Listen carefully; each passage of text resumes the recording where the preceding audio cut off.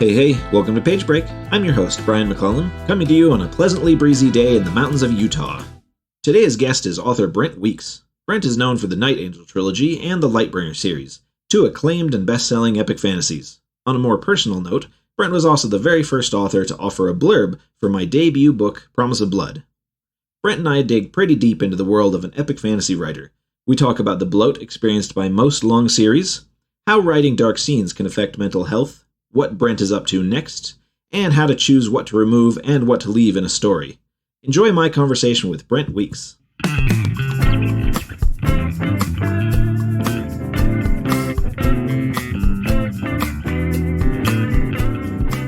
I assume you're working on the next book.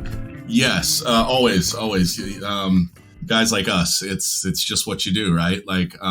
So I've been a little cagey about this, which will probably make me like a terrible guest for you.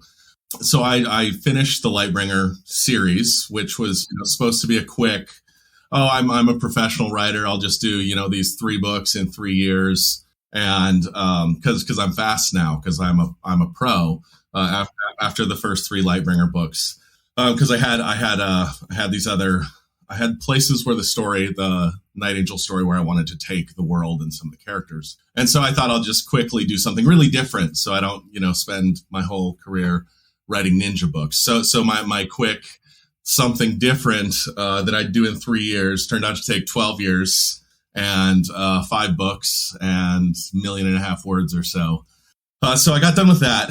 And in the meantime, we've sort of seen what happens when certain epic fantasy writers in particular make promises about when they're going to be done with things. And then as it turns out, epic fantasy is pretty hard to write. And you can get high-centered very easily. So I decided, I'm going to be smart. I'm going to not make a ton of promises about this next book. So and then that's just kind of built on itself, because I've been able to, I didn't know at first if I could do this. I talked to Orbit. I probably shouldn't even talk about this. I was able to get kind of a different deal in that I didn't get nailed down to a specific deadline for my next book. And obviously, I've sort of earned that by putting out books, and I'm not dinking around. But I like with the Lightbringer books, the books got twice as long, but the deadlines stayed the same, and I got to a pretty unhealthy place where that was just wrecking me. Emotionally, physically, my marriage, like everything was going into meeting the deadlines and not being that epic fantasy author who doesn't get books out there. So I was like, you know what, let's not do that again. That was bad for me. So I said I need to kind of have much looser deadlines, and they've done that for me. And for a while, I was nervous that I wouldn't be able to work without constant stress and anxiety. Just hanging over your head, as all working writers are fairly familiar with. But turns out, yes, I can work. Like, writing is that's the thing I do. And when I'm not doing it for very long, I get antsy and I want to write. So I've been working on this. I've been working on this project that's set in the Night Angel world. I don't have a particular date for publication yet. I'm quite far along. And of course, I came into this thinking, I want to write a short book. I want to write a short. Have you ever said that to yourself, Ryan? Oh yeah, it doesn't work, does it? Every time I say this one's going to be a short one. So my last book was 400,000 words, but my first books were 155,000 words, which was too long. I had trouble getting those published because 155,000 words is too long. So I was hoping to do kind of even shorter than that. I was like, let's give myself a test. Let's write a short book. And so I failed. So it's definitely longer than that. It's more in my normal range, unfortunately. So it's going great. I'm working through that, and I think people who like Night Angel will be pretty excited. That's very cool. Sorry, very, very long answer to a short question, right? That's fantastic. I think that's fun. So you are making a concerted effort to not make promises, but we should see another book from you within the next couple of years, you're feeling? Oh, sure. Yeah. I mean, yes. Like I said, they really like to put me in the fall. It would not surprise me. Again, not promising here, but it would not surprise me if next fall we saw a book from me. So I just as long as it's not next summer, so that I don't have to compete with you. Is that when you've got another one dropping?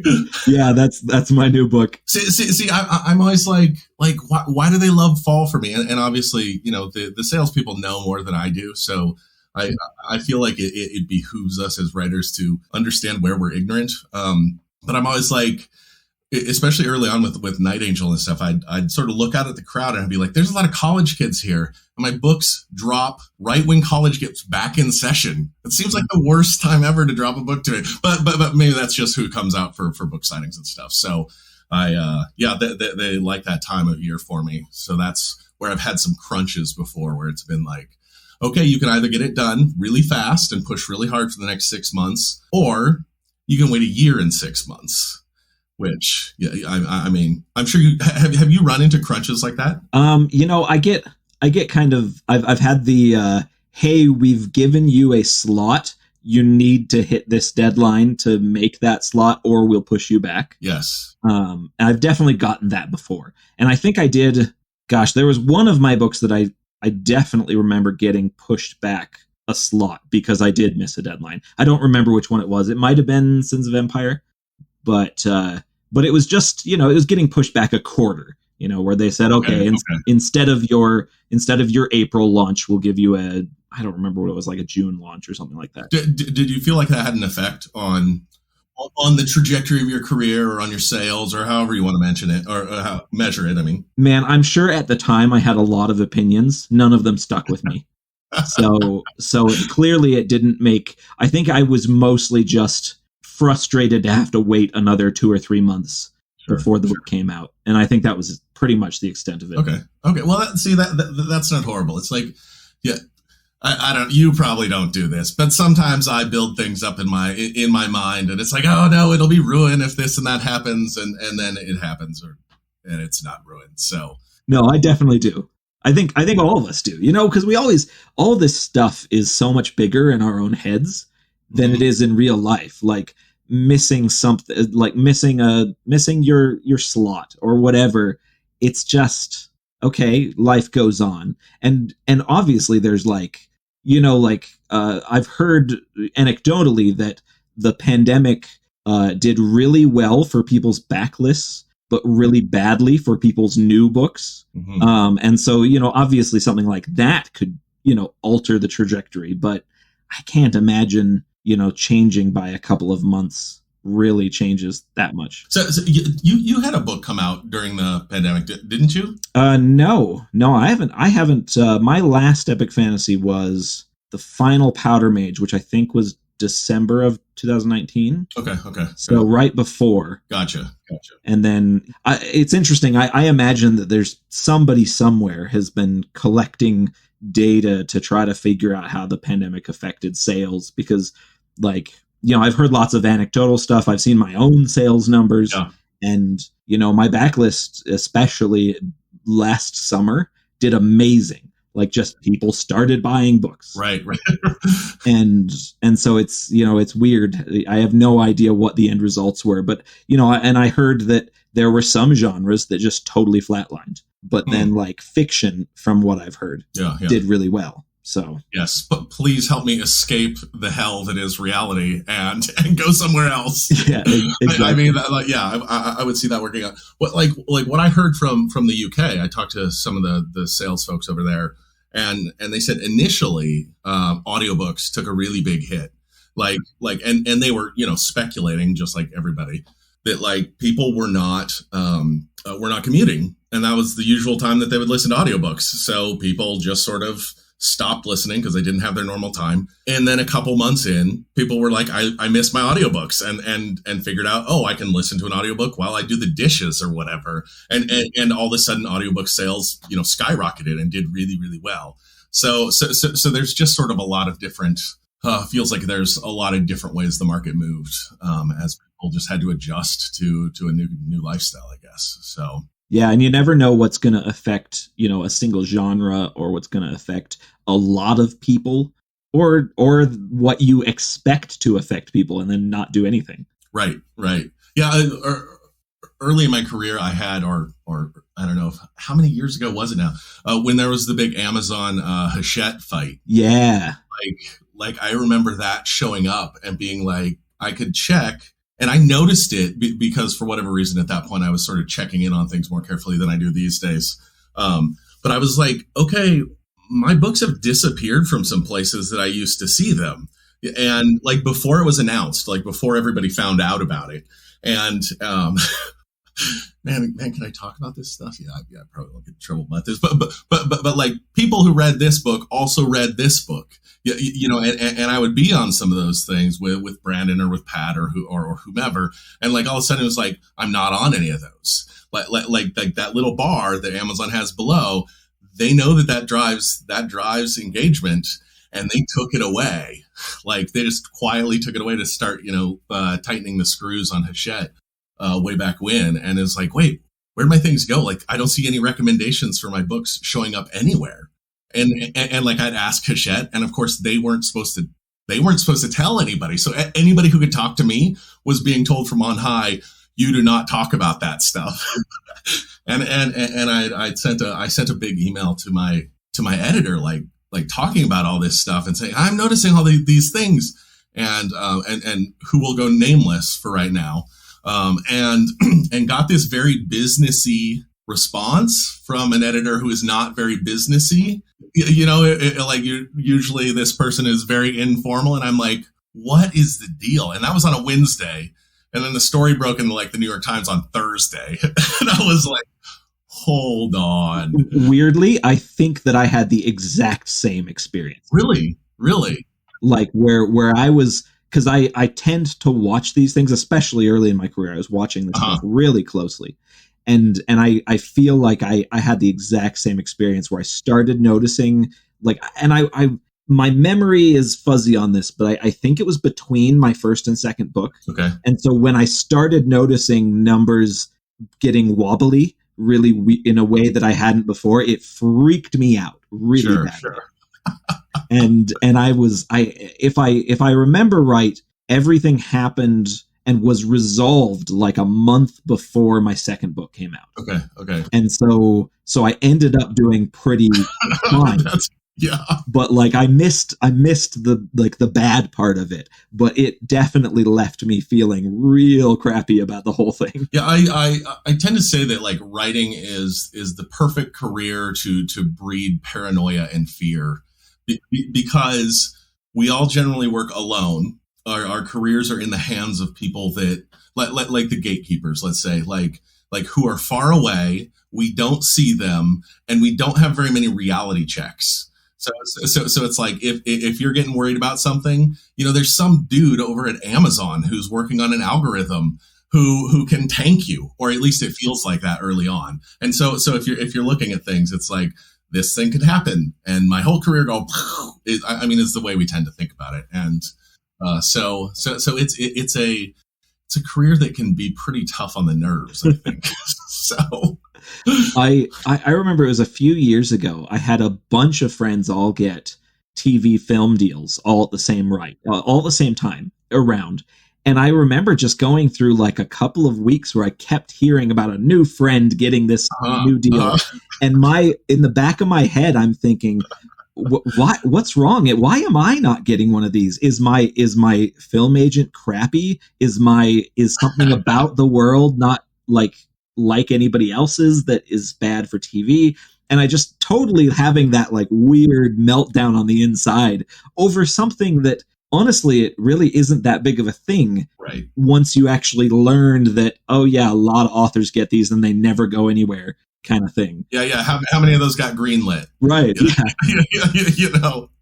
So I mean, I like people tend to, and of course you can't fault authors for like trumpeting that when like that happens to them. Like that's a good thing, it's exciting, and it's sort of like, yeah, you bought a lottery ticket, yay! It doesn't mean you're gonna win. It's like, or somebody paid you for a lottery ticket, but it's not. It's for most of us, it's not like, oh, I can retire now money. It's like, they gave me $5,000 to try to make a movie out of it. And then I'll get more money if they do. But like they gave me $5,000. I mean, which, hey, $5,000 is great for no extra work. But it's also not like I'm a big deal now. I'm a movie star. Next week I'll be rubbing elbows with everybody on the red carpet. It's like, well, maybe. But yeah, you're right. You can go through those periods where like a pool of 5 people have that happen to them, and just because you know them all, you think, I'm getting left behind. Right. My peers are moving on without me. Yes, yes, exactly. So you're like clapping for them, yay, and then you clap for the next one, yay, and then by the 5th, you're like, yay. Yeah. So it's. Oh man. Well, the thing I always return to is like controlling what I can control, and that's stood me in really good stead. Like instead of saying, you know what, I want to have a #1 New York Times bestselling book or something. It's like, well, that can be buried by somebody else with a bigger book comes out. John Grisham releases a new book. You're not going to get #1 no matter what, no matter what you did well. So like I try to have goals that are things I can control. I'm going to write the best book I can here and now. I'm going to write a book and like, okay, crap, it's going to be late this time. Like I had to do the delayed book with my last Lightbringer book. And I said, but you know what? I'm going to write a book that I hope people will be reading in 20 years.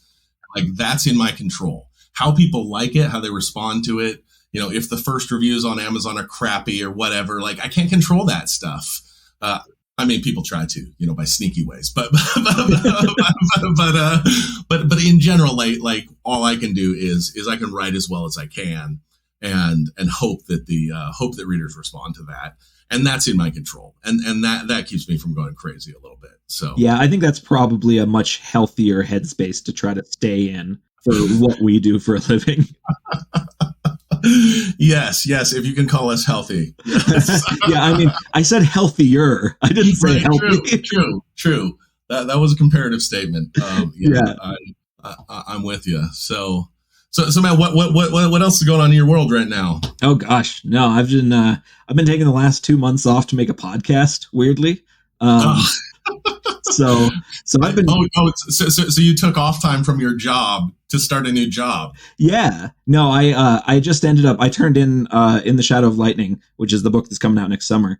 I finally got the last draft turned in, and about 2 months ago, and I just said, I am super burned out from trying to rewrite this stupid book like 3 times during the pandemic. Yeah. And so I've kind of just said, I'm not going to write for a chunk of the summer. But I still wanted to do something. And, doing a podcast seemed like fun. So, yeah. So do you get antsy when you don't write, or has the podcast filled the void?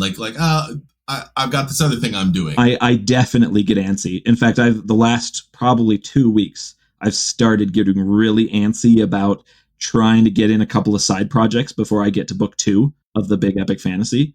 And it's like, it's going to break. I can feel it in the next few days, probably. It's going to break, and I'm going to find myself back, sitting somewhere writing, just to get out of the headspace of, playing video games and working on the house. Right. So if I remember correctly, you used to be like a guy who would write in like huge bursts. Like you'd talk about like how you never ever wrote and you just played video games, and I'd be like, yeah, shut up, Brian, because you get all this work done. It's like you publish books, so I think you're kind of low key lying to me. So do you still tend to do that? You do huge sprints? I've been really trying to get off of that. Part of what kind of burned me out with in the Shadow of Lightning was that I definitely had that not a good headspace for writing during the pandemic. I mean, we're still in the pandemic, but the early pandemic. You're wiping down your groceries and wondering what's going to kill you. Yeah. Yeah. And so I put more work into this book than I have in any other single book.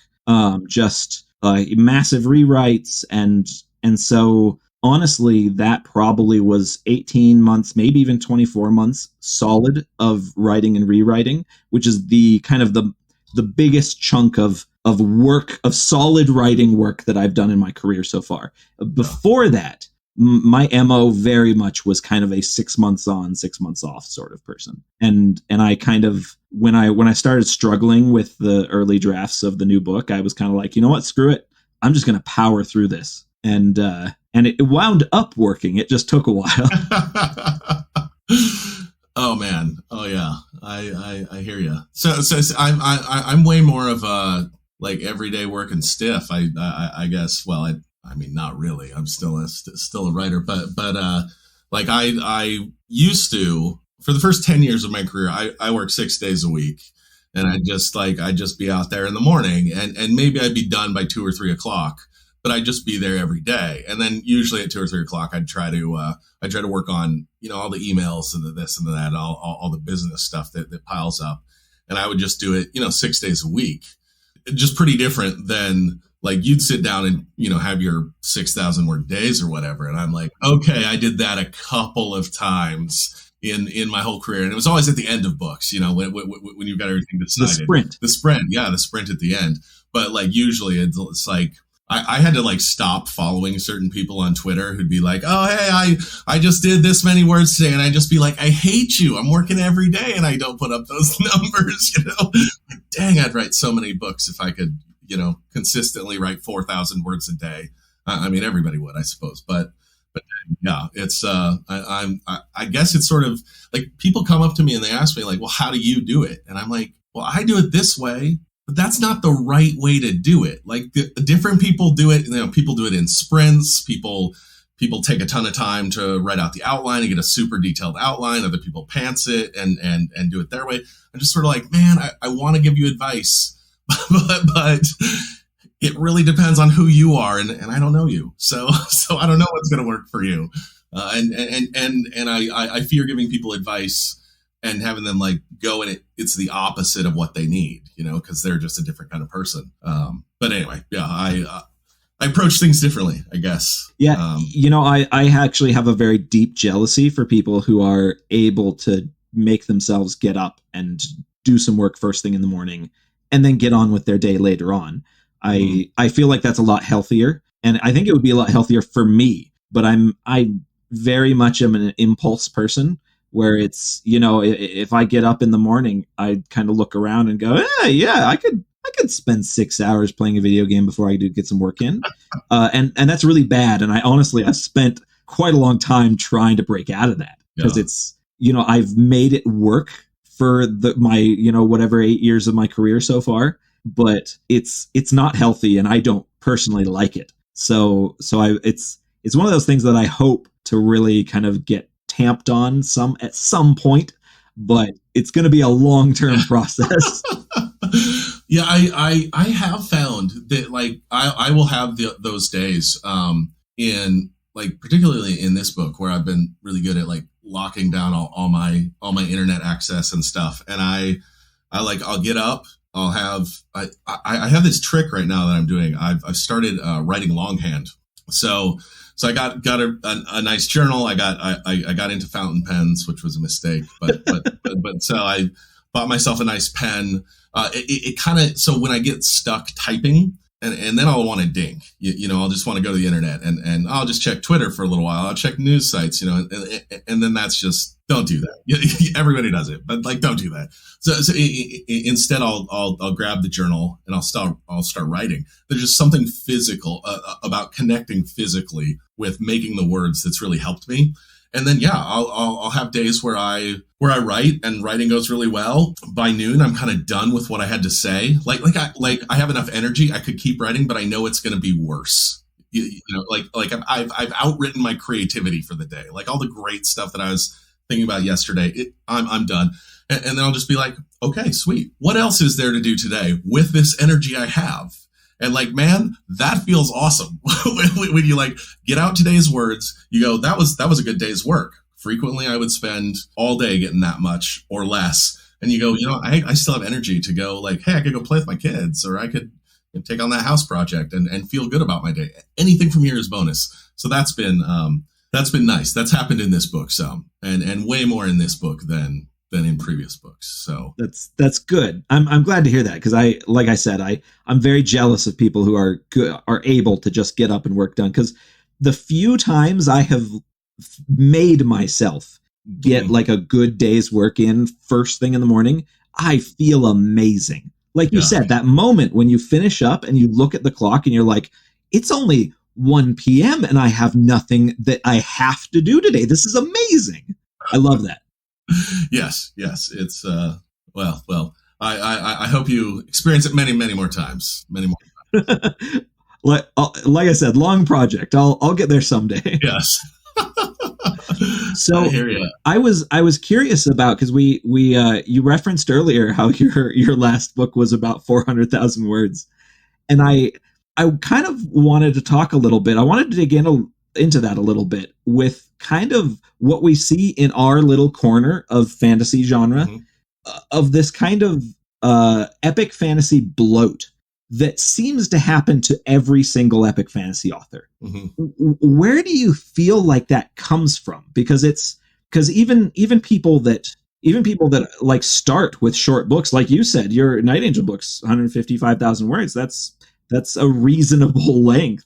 And then jumping all the way to the other end with 400,000 words. That's a lot. Oh yeah. I think, I'm sure it comes from a lot of places. Like one of the places is that the only people who can get away with it are the people who can get away with it. And so it's like, either you are just, the book's good enough that it needs that long, but definitely the sales are good enough that you can get away with it. And then sometimes I think it strikes the salespeople of like, it doesn't matter.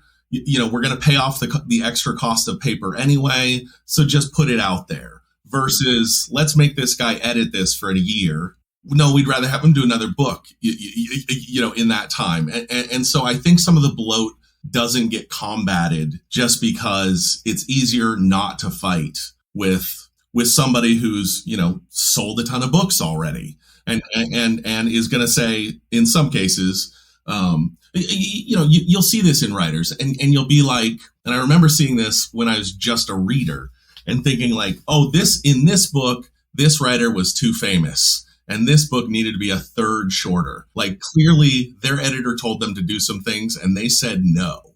And the balance of power had shifted and their editor wasn't able to do anything. Like I'll not drop names, but it wasn't even in fantasy. Like, you'll see it in military thrillers. Sometimes you'll see these enormous books and you're like, that book was too long, but that person was selling 1 million books, 1 million copies per book. And so what was their editor going to do? Say go somewhere else? It's like, yeah, right. So partly I think it's a function of just money, which is sad and is the worst thing. On the artistic side, I think it's because epic fantasy writers tend to be good at middles. So it's like, I've introduced my characters, I've introduced my world. Now I want to play here. And, I just made up a new character. And I love them, and like, let's talk about them.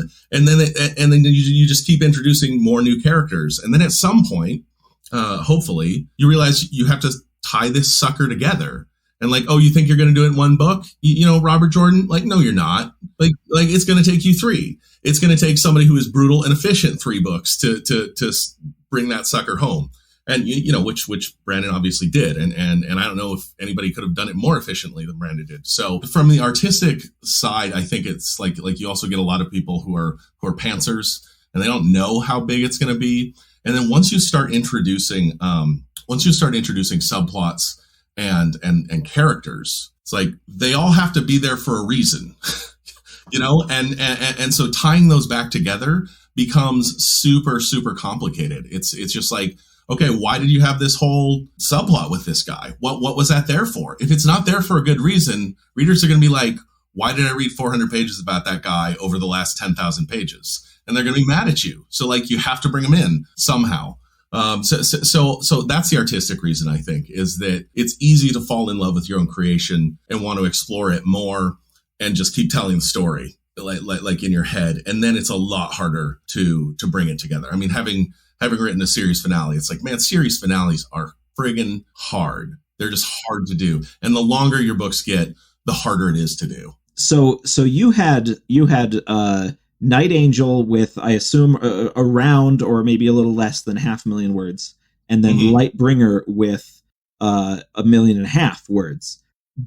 Yeah. Did you see a difference in finishing up each of those two series? Yeah. I mean, the Lightbringer books were like the Lightbringer finale was much harder, and I even tried as I went along to keep from introducing so many side characters and to keep things a little more focused on the big main characters, point of view characters, and like in Night Angel, I just like introduced point of view characters whenever I wanted to. Like, okay, and then you just kill them off and like you introduce this and that. Like I tried to keep a tighter narrative focus for that particular reason. But then once the story gets big enough, it's like every character's backstory also intersects with every other character's backstory. Like you made up all the things, so it takes time to figure out how that all plays together, to fill all the plot holes that you're creating. Just as you just make, you make stuff up. You say, oh, they got married 20 years ago. And then somewhere else you say, oh yeah, his grandpa was this age. And you don't think it matters. And then you realize it matters later. I had one case where I hundreds of pages apart talked about some characters and their ages and I realized, oh, they got married when she was 2. Okay, hold on. Yeah. Wait, I can fix this. So yeah, I found Lightbringer to be very, very challenging because especially when you have, the series finale has to be the ending of the entire series as well as the ending of a book. And so you could basically have, if the series is too long, it'd be like, okay, your final battle needs to take, 500 pages or 1,000 pages just to do your final battle. If you're going to have everybody who mattered over the whole course of the series matter in this battle, or if they're not going to matter, then they better matter in some other way. And so you just got to figure all these things out. So that was the big difficulty because I want each book of my series that I write, each book to have shape as a book. It doesn't just end. It like has a reason to be a single volume, and then it has a place in it has a place in the whole series too. So then the last book in the series just threatens to be overwhelming. It threatens to be enormous. Like that's why I published that book, even though it could have been 2 books. I would have made more money by doing it as 2 books, but it felt like one book. It would have been 2 long books, 200,000 word books. It's like those aren't short books, but thematically it was one book. And I wanted to keep it together. And I thought they were going to make me split it up. I really was like, I'm pushing it here at 400,000 words, but they let me keep it together. And I was glad for that.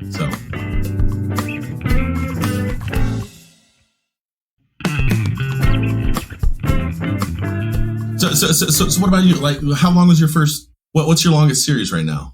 So I think Promise of Blood was 165. And then I think across the 6 Powder Mage novels, I think the longest one was probably the final one, Blood of Empire. And that was, gosh, my memory is crap, but I want to say 195. Okay. So I was able to keep it in under 200. And weirdly, I don't find, I don't know, I guess I'm still, my books are still bloating, definitely. Like they're getting longer the further into my career I am. But I don't know if they're bloating as fast as some of the other epic fantasy authors I really like. And I don't really know why. I maybe, because when I get to the end of a series, there's a mixture of wanting to do it right, but also being a bit exhausted from being inside the world, and also knowing that all of my readers have been in this world with me for this long, and I don't necessarily want to spend 5 chapters on every single subplot. Right. And so I tend to be pretty, I guess my 3rd books so far anyways, for my 2 trilogies, like the 3rd book has ended up being a little bit maybe paced faster than it should be in terms of the genre I'm writing in. And I wonder, I think about that a lot because, I'm still a full book away from getting to book 3 of this new series. Yeah. But at some point I will be there and I'll be thinking about, okay, did I hurry the ends of both Powder Mage trilogies, or do I look back and I feel really good about them because I cut out the extra junk that normally makes books a lot longer? And honestly, I don't know. I don't really know the answer to that because, when I was a teenager reading Wheel of Time, I loved the fact that there were so many books to just dig into and read. But then, but occasionally I'd run into like a point of view character that I was like, okay, this character really is boring. Why are they like a third of the book? But every single reader is going to come to the book differently and feel differently about it. Because I remember even just being in high school and not really having a concept of publishing or anything like that. When Wheel of Time was getting, I think book 9 came out or something like that. It was the first book that it came out while I was reading the series. Sure. And I remember kind of like reading on forums and things like that, people complaining about, how long the series is getting, and lots of like, well, he's married to his editor and that means he doesn't get edited and he needs to be slapped down, and like all these comments and things. And even now as a professional writer, I kind of look back at that and go, yeah, I have no idea. I don't know what I would have even done in his shoes, because wasn't it famously supposed to be like a 5-book series or something like that? Oh yeah, 3 at first, and 3? then it's going to be 5 or 6. I remember I talked to some bookstore owners, Bay Books in is it Bay Books and Tobacco in San Francisco, and I was visiting them again, and I wrote the first Lightbringer book, and I'm like, yeah, it's gonna be 3 books, and they're like, ha, Robert Jordan was in here, and he told us it was gonna be 3 books, and then they're just like, and so every time I got back and seen those guys, I've been like, yeah, hi guys, yeah. One of my I think my first Reddit AMA, somebody asked me how often I was going to be putting out books, because I was promoting Promise of Blood, and I think I answered, I'm definitely going to do a once a year, maybe even once every 9 months thing. Sure. And you messaged me like the next day and said, Did I? you messaged me and said, dude, don't do that. You're just going to put your foot in your mouth in a few years. And you know what? I'm glad you did, because that was the point at which I was like, okay, that maybe it's a good idea to not give too solid of promises. Right, yes. I was just trying to look out for you. I was just trying to look out for you a little bit. Yeah. Well, when I look at those things, like my books have gotten longer too. And I truncated the end of the Night Angel series because it was significantly, like I went 155, coincidentally 155 for the second one as well. And then the last one was like 210, and I was worried it was too long. And so like I somebody said, oh, you better, cut 10,000 words from that. And so I was like, okay, 10,000 words cutting is good. 20 is better. And so I cut 20,000 words, and I think it ended up being like, I cut too deep, like there were some scenes that I should have left in. And so like my thought now is like, does every scene have to be in the book? Like for me, scenes are basically chapters. So like, does every chapter do significant work that needs to be in the book and needs to be in the series? Like, because if it's doing something new and different that contributes to the character arc or makes their problems worse, that's fine. If it's doing the same thing that some other scene has already done, then it needs to go. So like that's my way of having like, okay, I have long books, but I hope they're not bloated books because the scenes are all doing something. And like, okay, well, there's a lot of characters. They've got a lot of ground to cover. This person's got to get from here, both physically and emotionally over to this place for this subplot to thematically work out and cast, a different perspective on the series theme, and okay, not everybody, it's a war. Not everybody gets a perfectly happy ending. Nobody gets a perfectly happy ending, but here's how it goes for this character, or this character refused to change. Let's see how that works out for them. Like it shows that characters can refuse, and so I try.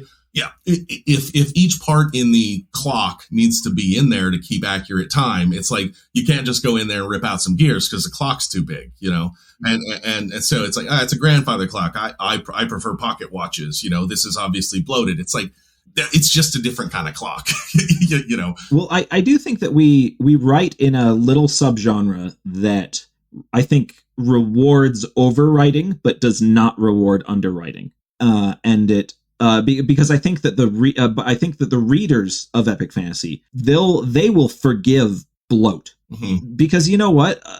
I think that the type of person that reads epic fantasy, at least speaking from my own experience, the type of person that reads epic fantasy, they're pretty cool with skipping a point of view if they don't really like that character. They're cool with just saying, yeah, this chapter, I'll skip to the end of it because that character kind of, they don't do it for me. I mean, because I'll be totally honest. I did that all the way through Malaysian Book of the Fallen because it's 10 books of I have no idea how many millions of words. Yeah. But it's massive and it's amazing, but it also has countless point of view characters. And there's a point at which, me as a reader, and I'm going through those, I kind of go, yeah, I don't feel like this is connecting to the thing that I fell in love with. So I'm gonna go ahead, and I can come back later if it does connect. Sure. So I think that the type of person that reads epic fantasy is probably pretty cool with that. But I don't know. Maybe I'm speculating or putting my own experience on it. No, I'm just like, oh my God, please tell me people aren't skipping my chapters.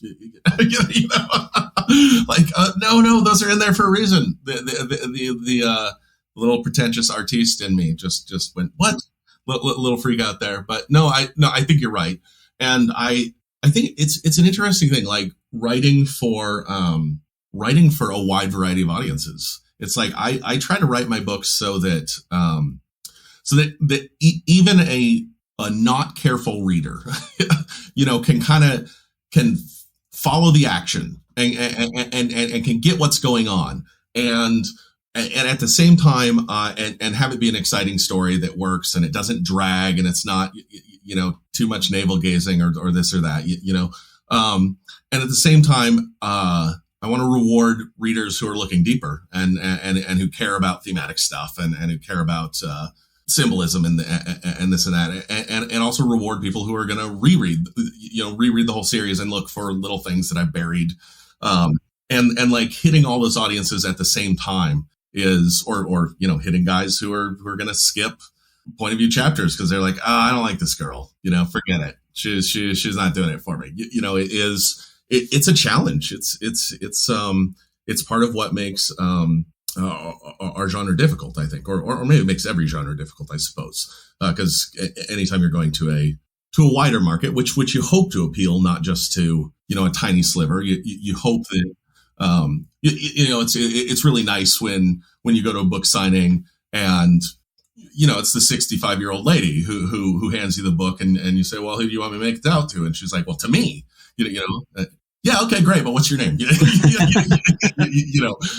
So that's always great. So anyway, like balancing those things. Do you have a reader in mind when you are writing? Do you think about writing on multiple levels, or how do you do it? Honestly, the only reader I have in mind when I'm in the middle of plotting and characterization is myself. I want to be happy with everything I'm putting down, and there's certain things because I definitely think about the fact that it is for an audience. For instance, if I have a beta reader come back and say, you left out this major detail, or you didn't kind of expand upon this. Even if I did do that, my initial reaction is to say, oh man, they just didn't read carefully enough. They're dumb. But I've been trying to cultivate my own response to not be, oh, they're not a careful enough reader, but to rather be oh, I didn't make it obvious enough. Right. Because there's like you were saying, you want to aim for a middle ground in terms of the type of reader that you're writing for. You don't want to just be writing for the super careful readers, right? Or just for the people that skim the whole, speed read the whole book. You want something in the middle. Yeah. Well, yeah. I sort of I would put it just slightly differently. It's I don't want to make my books vanilla. I don't want to make them inoffensive to every palate, so that I can just sell as many books as possible.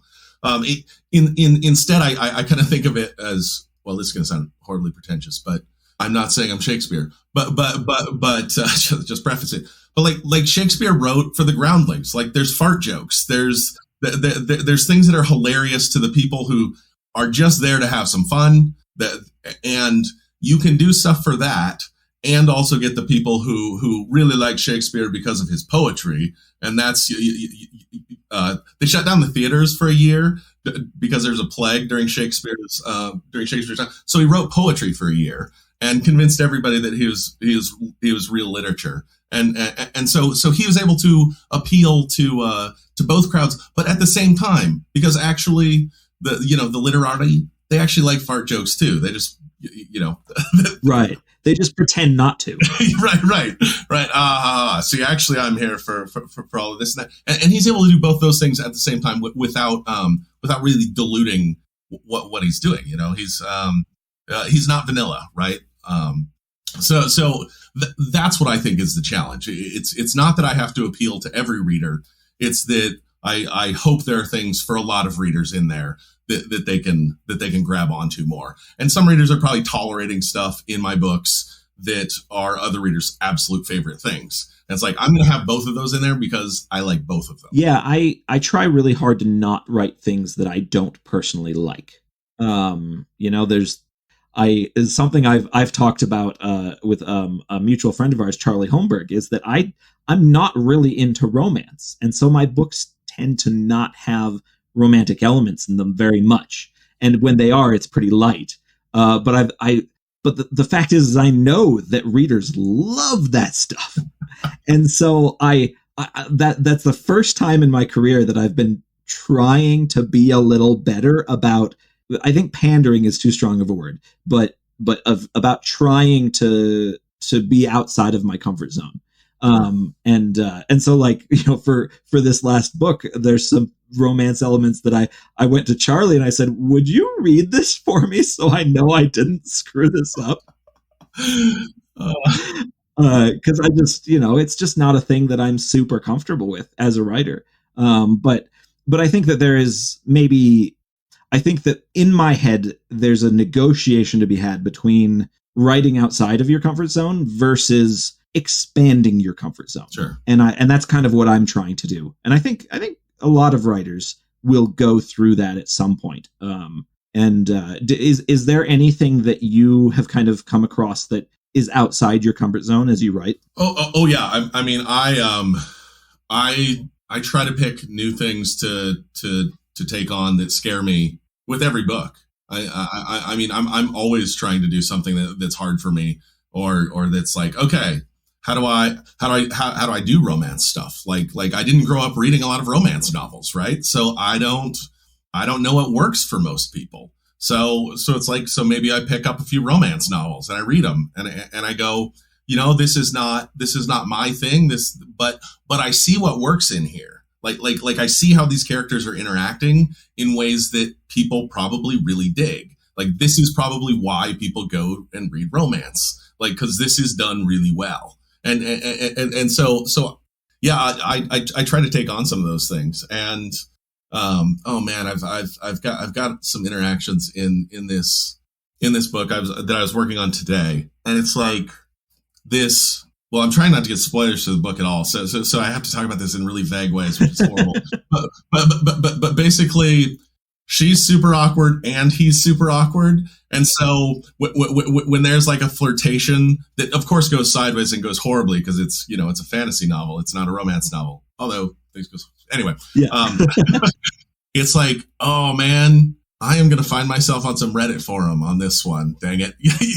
But it's like, but these characters actually are really awkward and they're talking past each other because that's who they are, because they're both really damaged people. And so for it to be smooth and to be the way you'd like it to be doesn't go with their characters. So it's like, oh, maybe you thought this was the place where you're going to get the romance novel element, but no, instead we're going to have a train wreck, so that it's a Brent Weeks train wreck. And I hope you're here for that. And if it ends up on Reddit, okay, I'll take my lumps. It's like, actually in context, I think it works. It's just like, if you look at it out of context, it's like, wow, that's awkward. Nobody talks like that. It's like, have you ever listened to people? People are super awkward in real life. so yeah, I like taking on those things. And they scare me, trying to write different kinds of characters. Like in this book, I'm doing a first person point of view. Mm-hmm. I hadn't done that before. I've always done third, and it's present tense. And I've never done that before either. So sort of is a thing that's used in YA a lot.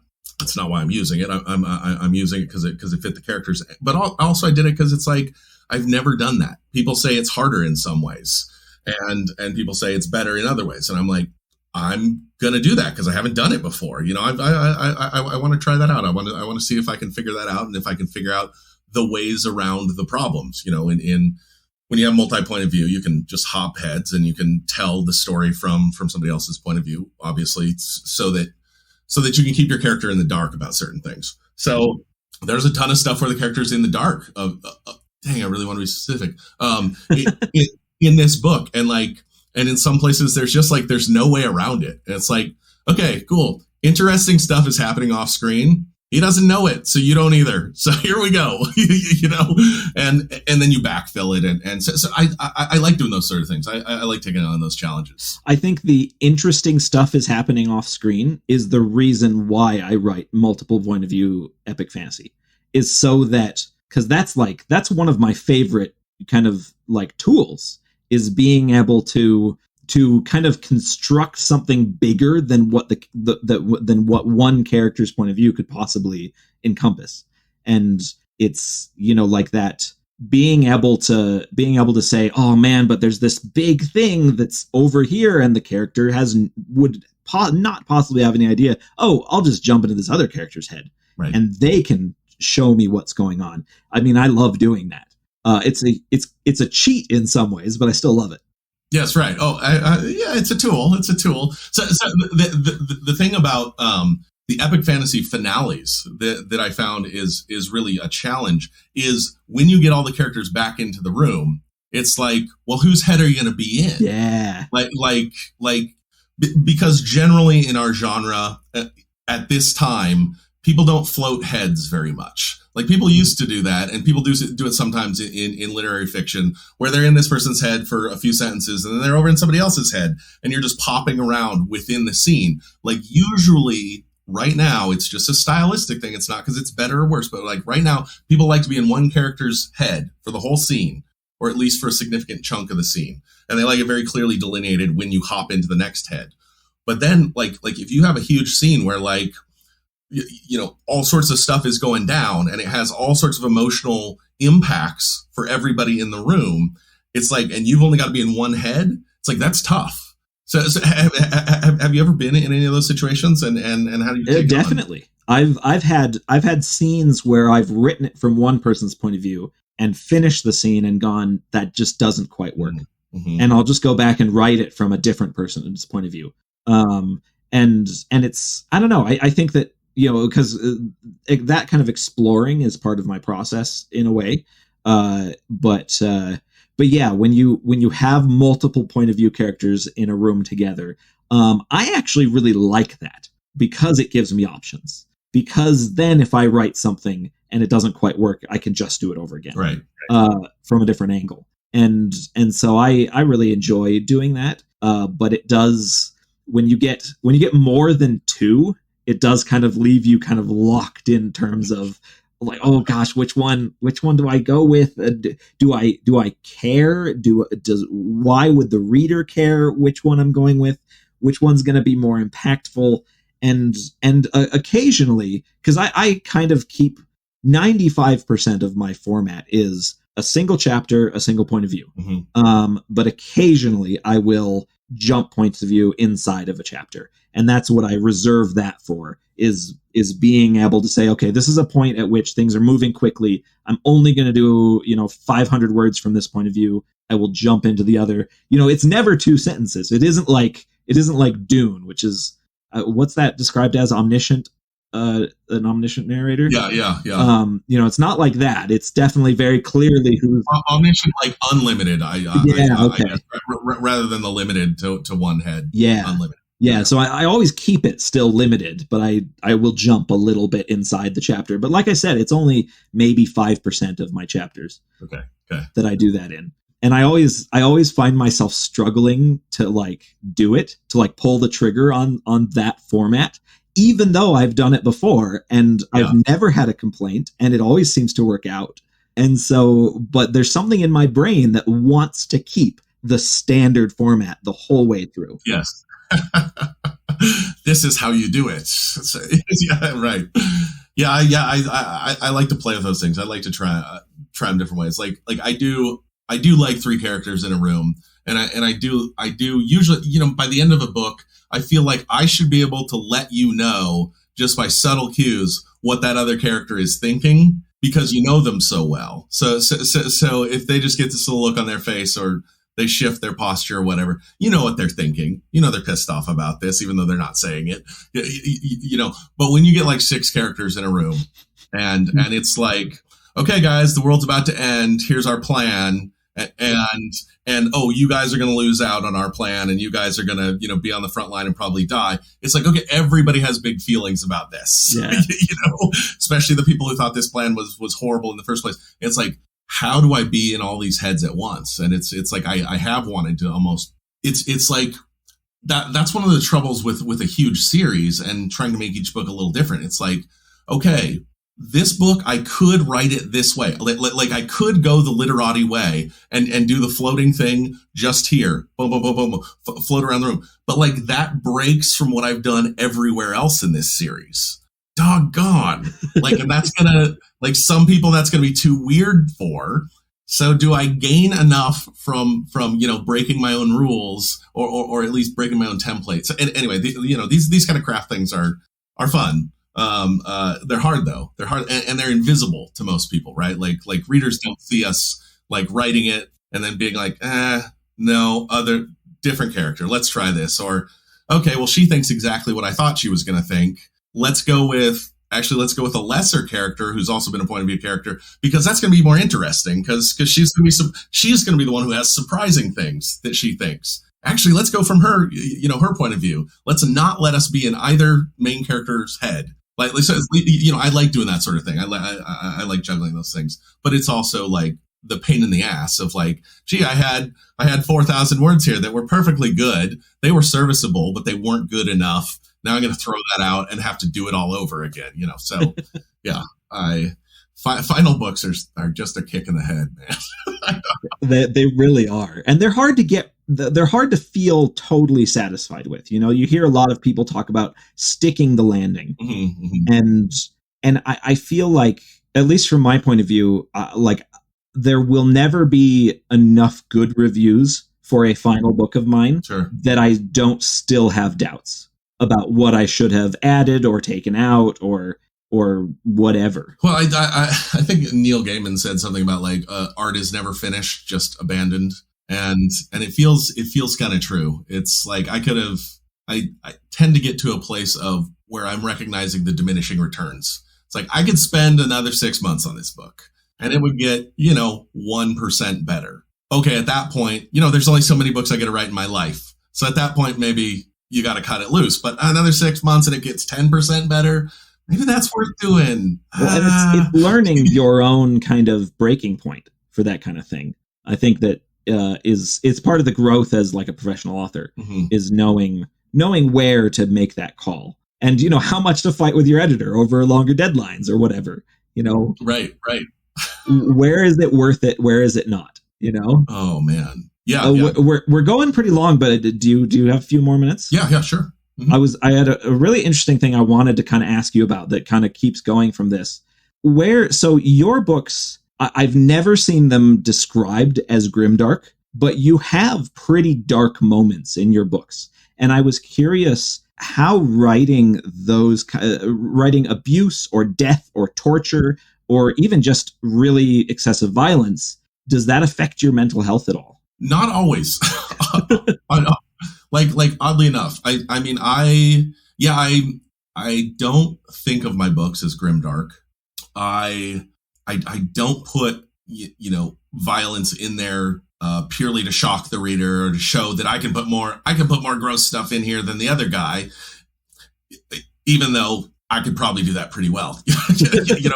Like there is stuff that's in there that's shocking. But usually it's like one character is doing it to shock another character, or it's partly to show, how bad people can be. So then we can also see how good people can be, which I feel like sometimes you have to kind of earn your happy ending. Like if anybody gets a happy ending, like they had to go through some hell to get there, and they've still got some scars. It's sort of like Frodo. Does he get a happy ending? Do you call that a happy ending? I mean, he gets to go to be with the elves. Yeah. And he's kind of shattered by what he went through, right? Like I didn't actually, that wasn't a happy enough ending for me when I was a kid. I love Lord of the Rings and I read it like 6 times, but like I was mad because Frodo didn't get a happy ending to me. And now as an older person, I realize that's a much more like honest picture of war. Like you come home, maybe you're okay, but you're not really okay. There's things about you that aren't okay. It was worth doing. In that case, it was worth doing. Everything you went through was the right thing to do, but you're not okay. And so I like to have that kind of picture of violence. There's awful stuff out there, and it affects us, and it affects our mental health. So when I'm writing some of those things, it depends on how. It usually depends on how long I've been planning for something to happen. I had a fairly major character who gets just like brutally assassinated in the first Night Angel books, and like from his first line, that's what I'd always planned to have happen to him. And so he's this good guy and he's got these big plans and it looks like things are going to go great for him. And then he just gets killed, and it didn't bother me at all. because to me, he's like, oh, the guy who's going to die when we get to this certain point. And then I built him around kind of that character concept. Like that was always there for me. Other characters have been a lot harder where like I had a character that I really, I wanted to have a happy ending. And then at some point I was like, she's got to die. And then I was like, okay, I got to figure out I can think of some ways to save her, but they're all cheesy. Okay, I'll have to come up with something better. And then, I wrote the book all the way to the point where she, I was going to save her. And then I'm like, they're all cheesy. They're all just not honest. And then I was like, okay, what if she dies? And then it was like everything fell together, and it was like, yep, that's what had to happen. Like that was tough on me. Like there are characters that I'm like, I don't want to do that. I don't want to do that. I got to do that. So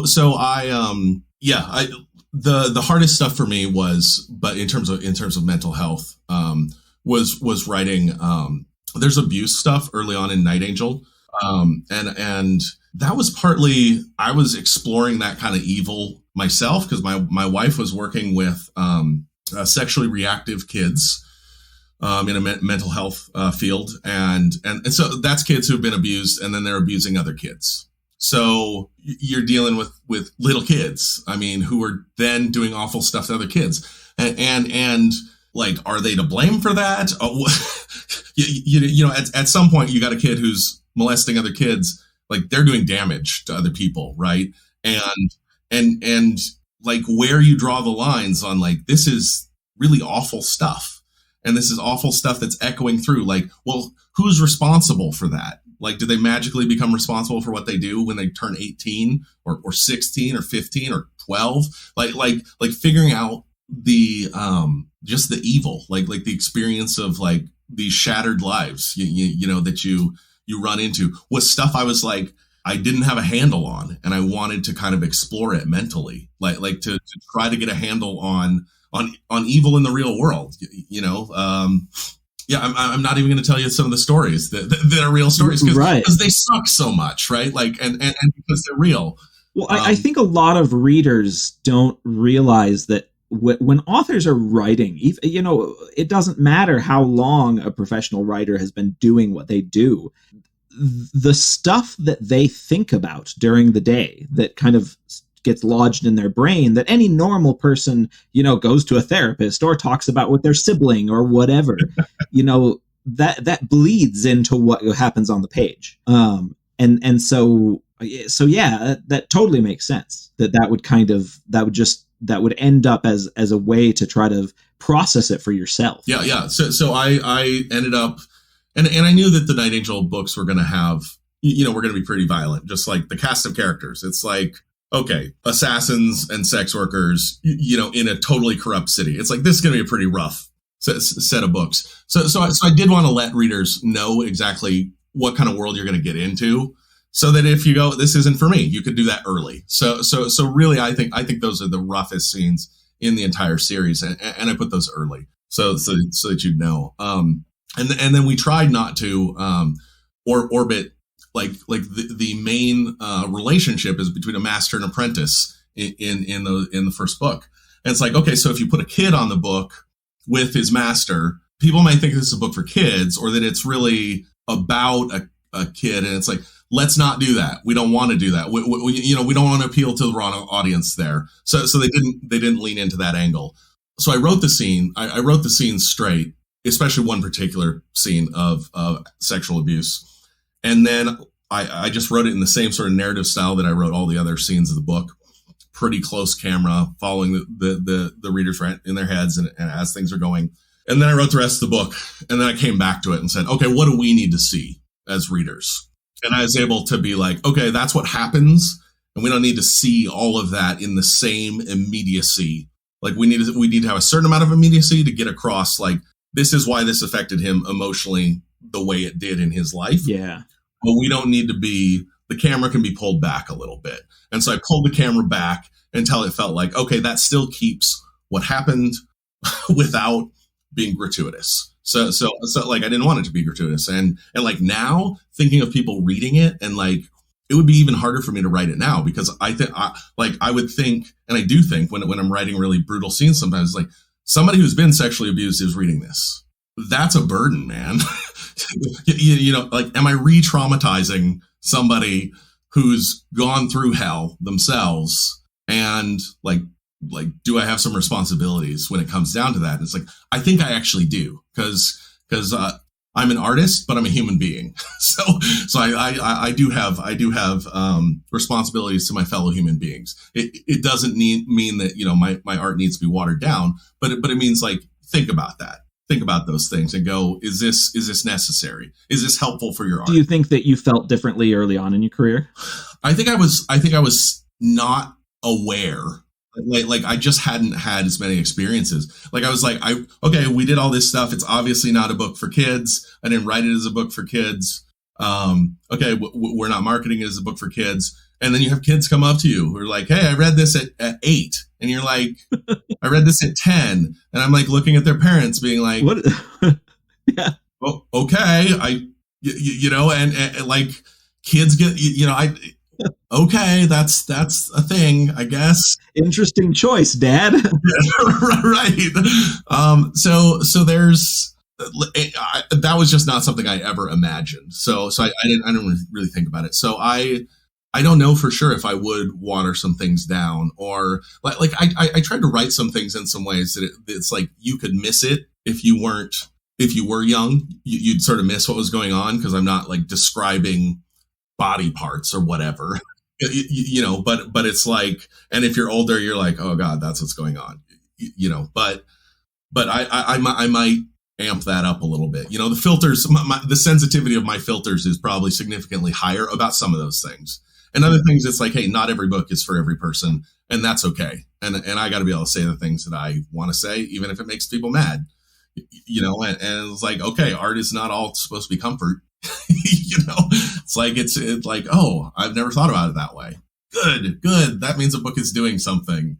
So, getting people to think outside their comfort zone. Yeah. Isn't that one of the cool things that fantasy can do? It's like, like you can talk about, a foreign conquest, and you can talk about issues about that happen in there. And it's not immediately like, you don't have to think of it in terms of, oh, does this guy have an R or a D in front of his name? It's like, no, it's not about that. It's about the nature of this in a different world. And maybe it's got some applications over here. How do people read Tolkien now? It's like, oh, he was a super ecological guy and he super cared about that. And like, okay, yes, he did, but but he wasn't talking about some particular fight in England at that time. Or if he was sort of talking about it in a different way. Or he's talking about the nature of war. Yes, he was. But it wasn't just about World War One. He's talking about people taking up a cause and all this. So I love that about fantasy. I love that it can kind of take us past our barriers where we want to slot things in. Okay, well, what news outlet did I read this story in? Then I can tell you if it's true or not. Right? It's like, let's talk about the human experience and let's talk about how people react in really bad times, because how people react in bad times is kind of what fantasy is all about, right? Some of the most fun I had writing a character was for my second Powder Mage trilogy. One of my point of view characters was a soldier who the fun of writing it for me, and I use fun in kind of quotations, but the human experience thing was having this soldier who knew he was a monster, but always thought of himself as the heroic monster, and then realizing over the course of 3 books that maybe he wasn't, and kind of how that changed his own perspective of himself and the world. And I don't know, I love digging into that kind of thing. Yeah, I with Night Angel in the there's this character who's a really good guy, and he's come from a bad background, but he's a really good guy. You see him being a good guy through the first 2 books. And then in the 3rd book, he sort of starts making all these compromises. And then he kind of does all these things because he needs to, because worse things are going to happen if he doesn't. And he basically slowly becomes this monster. Like he ends up leading the bad guy army, and no, but he's not actually going to go to war with them. And then things happen. And of course they do go to war. It was kind of this thing I wanted to play with readers of like, he amps up the bad stuff he does. And I was going to be like, okay, readers, to you, when did you pull away from this guy and go, actually, he's doing bad stuff that's not okay anymore? Because he does. He does really horrible stuff when you just look at, like, if you described it, every person be instantly like, well, that's awful. No, there's no excuse for that. But within the text of a novel, when you're inside that guy's head and you're like, okay, he has to do this. He has to kill these guys or this thing is going to happen. So he massacres a bunch of people. Yeah, he has to do this thing or they'll doubt his will. And so, he does this other horrible thing and you're like, wait, I'm rooting for this guy. How do I feel about myself? Why am I rooting for this guy? Just because I understand his thought process. Like I'm actually rooting for a bad guy. Wait. Have I been sucked in to kind of evil? Have I been sucked into evil because it smiles at me and it's very thoughtful and it has all the right motives, but it is doing awful, awful stuff. So so I wanted to kind of play it. It's not a trick, but it's something a little more subtle than you'd expect in a fantasy novel, maybe, where like, wait, when did I go, this guy is not who I thought he was, or this guy is not okay? When did I tear away from that character, and why did it take me so long? I wanted to turn the mirror on readers and go, well, why did it take you so long? And I do think that when you have all the context, it's a lot easier to justify someone else's decisions. But when you don't have the context, it's also very easy to say, oh yeah, clearly they're evil, or clearly right. They're bad, or whatever. But it's about getting that context that is making cool characters. But I have kept you for a very long time. But I like to end this by asking each guest, what's the last thing that you ate that totally blew your mind? Oh man. Okay. Well, okay. So I'll do 2 answers. It'll be choose your own adventure. I got I did Omaha steaks and I got I didn't know if those would be any good. Right. So, but here we're stuck at home. Haven't got out to restaurants for forever. Well, a couple times, but that was when all the Band-Aids were up. And so I did their filet mignon, like they said, like not on the grill, but actually on the stove top and then in the oven. And I did it just like perfectly. And it was so good. And so that's the last thing I had that just completely blew my mind and just made me super happy. And I served some to my daughter, who was 7 at the time. And she just, she's my kid. Like I could tell she's my kid. Like she takes a bite of it and she just closes her eyes and just like focuses on the sensual experience, the scent, the delight to the senses that you get off of a wonderful, piece of filet mignon, right? So I was like, oh my God, that's my kid. That is my kid right there. Because she's like, this is the best thing ever. I go, I should not have introduced her to filet mignon. Yeah, at that age, 7 years old. What was I thinking? Man, I love filet.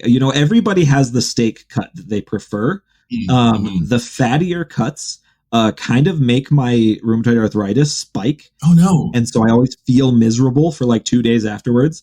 But filet is lean enough that so it's definitely my treat meat. Yes. And I absolutely adore a good filet. If you like making stuff at home, look up a recipe for steak au poivre and just do a steak au poivre on your stovetop. And it's stupidly good if you can nail that right. Oh man.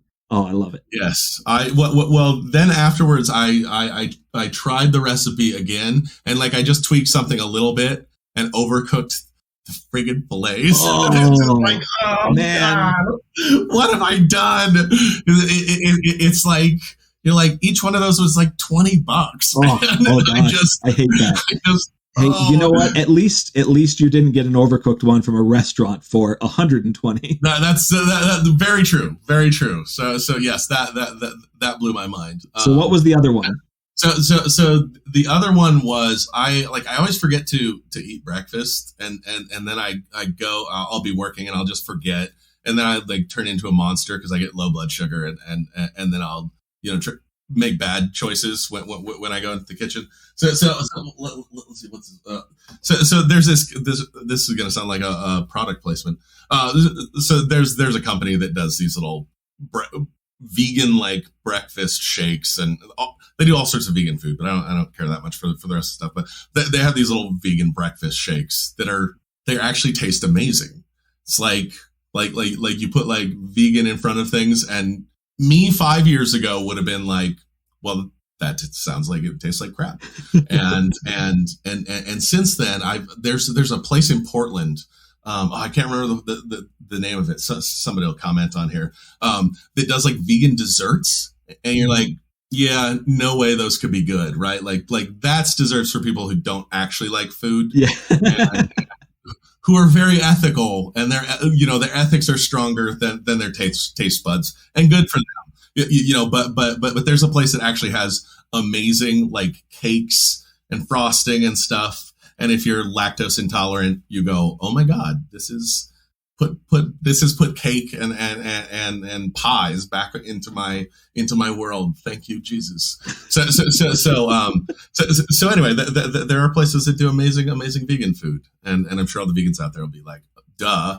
But it surprised me. So anyway, the place called Splendid Spoon. Their little shakes are overpriced, but I can just grab it and drink it, and it doesn't kill my stomach. And so that kind of blew my mind that I could enjoy breakfast and feel good about it, I guess. Very nice. Oh, fantastic.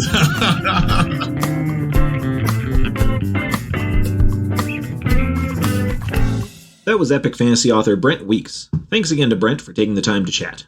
You can find links to Brent's social media and some of his books down in the show notes. You can find me, as always, at brianmcclellan.com. Special thanks to James Sutter for music and Tom Bishop for production. If you'd like to support the podcast, head on over to patreon.com/pagebreak or buy my books in ebook, paperback, or audio. You can also get signed copies of my books directly from me on my website store. Don't forget to like, subscribe, and leave a review.